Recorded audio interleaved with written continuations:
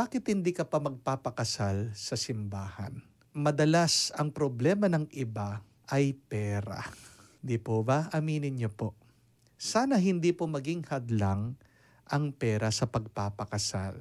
Ang pagpapakasal po sa simbahan ay hindi naman kailangan magarbo. Ganon din naman po ang gagastusin nyo pag kayo ay kinasal sa civil. Ano pong pagkakaiba ng kasal sa simbahan at sa civil? Pag kinasal ka sa civil, ang epekto lang nun ay sa status nyo, inyong kalagayan sa lipunan. Pero, tandaan nyo, ang pagpapakasal sa simbahan ay may spiritual na basbas. At double effect pa nga pag ikaw ay kinasal sa simbahan, you're hitting two birds with one stone. Dahil pag kinasal ka sa simbahan, may basbas ka na sa Diyos at meron din civil effect dahil agad na ma-register yung inyong kasal sa munisipyo. Kaya nga po, palagi ko sinasabi ito, na mas magastos pa yung alam ng iba na magpapakasal sila sa civil at pagkatapos magpapakasal na naman sa simbahan. Bakit hindi na lang minsanan? You can have a very beautiful wedding, simple wedding inside of the church. Kaya nahihirapan lang ang iba ay dahil doon sa gastusan. Pero ang pagpapakasal ay hindi naman tungkol sa pabonggahan. Kasalanan yan ng social media. At napakaganda po ng aral, no? Recently po, merong nagkahiwalayan na magpartner na pamilya, diba? Sa social media, hindi ko na po babanggitin sino sila.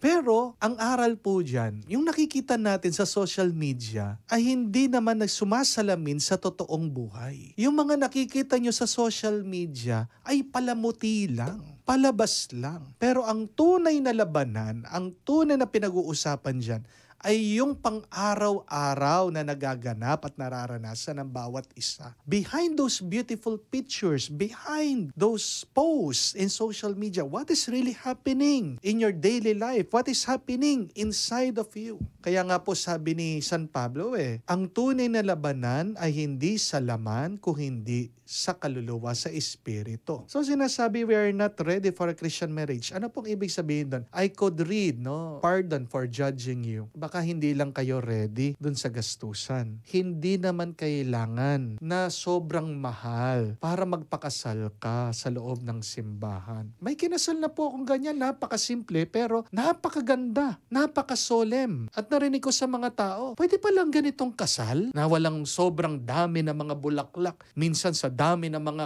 palamuti at dekorasyon. Hindi mo na nga nakikita kung sino yung mga nagsisimba, kung ano nangyayari dun sa harap ng altar. These are just decorations. These are just distractions. But sometimes we forget the most important thing, which is the promise being made to one another, asking the Lord to bless that promise, the promise to be faithful to one another. Yun po yung pinakamahalaga dun. Pinapabasbas mo, humihingi ka ng pagpapala sa Diyos na naway ang aming pangako na mahalin habang kami buhay ay kami tulungan ng Diyos. Yun po yung bigyan nyo ng pansin. Madalas, ang huling binibigyan ng oras at ng panahon ng mga kinakasal ay yung kanilang spiritual formation, yung kanilang preparedness mentally, psychologically. Kahit sino naman, pwedeng ikasal basta't nasa tamang edad sila. Pero ang tanong, yung kanilang maturity, kumusta na? If you want to be ready for a Christian marriage, yung sinasabi niyo po, ang consideration po dyan hindi pera. Pero ang tanong, alam niyo ba yung salita ng Diyos? Because the best marriage book in the market is still the Bible. So have you read the Bible? Do you know the Word of God? And can you live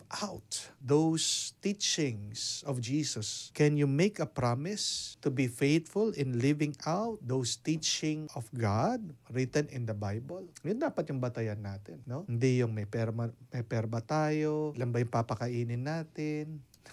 So, ang payo ko po, kung para sa inyo, handa na kayo, you're mature, alam nyo ang salita ng Diyos, kayo nagpapagabay sa turo ng simbahan, pakasal na kayo sa simbahan. Lalo nyo lang dadagdagan ng gastusin nyo. Mas mainam po, mas maganda sinasabi ko sa inyo, magpakasal na kayo sa simbahan. Kasi pag nagpakasal kayo sa civil, tapos sa simbahan, pinapagod nyo lang sarili nyo, ganyan din po ang gastos. I hope and pray, sana po kayo ay maliwanagan dito ito, no, sa aking pong payo sa inyo. And to tell you honestly po, nakapag-attend na rin ako ng civil wedding. No offense to our civil servants, no. Minsan, yung civil wedding, nagiging katawa-tawa.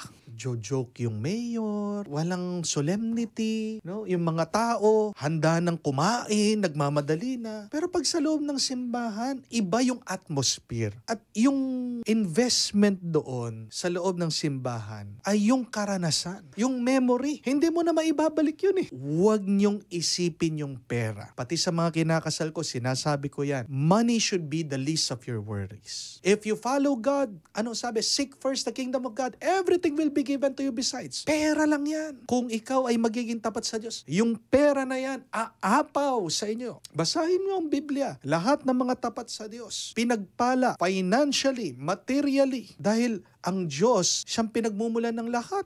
Siyang gumawa ng bundok, lahat ng mga mineral. Hindi ba niya ibibigay sa'yo? Pera lang yan. Pero bakit kayo naghihirap? Kasi inuuna niyo ang pera kesa sa Diyos. Diba? Sinabi ko na po dati ito sa inyo. Anong ibig sabihin ng unlad? Unahin natin lagi ang Diyos. Unlad. Pardon for what I'm going to say. You're making a big mistake by choosing civil wedding rather than first choosing to be married, asking God's blessing. You're saying something to God by saying na, pakasal muna kami ng civil, di pa kami handa kasi walang pera. Sinasabi nyo, wala kayong pananampalataya sa Diyos. Umpisa pa lang na inyong pagsasama, may problema na. No marriage is perfect. It can only be perfected through the grace of God. Kayo yung nagsasama, binigyan kayo ng papel, pero ang pinakamahalaga dyan, hindi naman yung papel, kung hindi kayo ay umaasa, kayo nananalangin na sa inyong pagsasama ay magiging masaya, magiging payapa, magiging matagumpay. The mayor cannot do that. Pagkayaman-yaman man ni mayor, hindi kayo gagawin masaya ni mayor. Only God can do that. Pagpapakasal nyo sa simbahan, Lord, we are unsure, wala kaming pera, pero here we are because we trust you, we love you, and we believe in you that you will perfect this marriage. Wow, what a good way to start your marriage, your relationship. So, payo ko po, have faith, go to the church, get married. Wala kayong pera, walang problema. Simple marriage, it would be enough. Dahil ang mahalaga dyan ay yung inyong karanasan, ang pagsasama, ang inyong pagmamahalan. Isang dahilan din bakit kaya magpakasal sa simbahan kasi ano na lang ang sasabihin ng aming mga kamag-anak.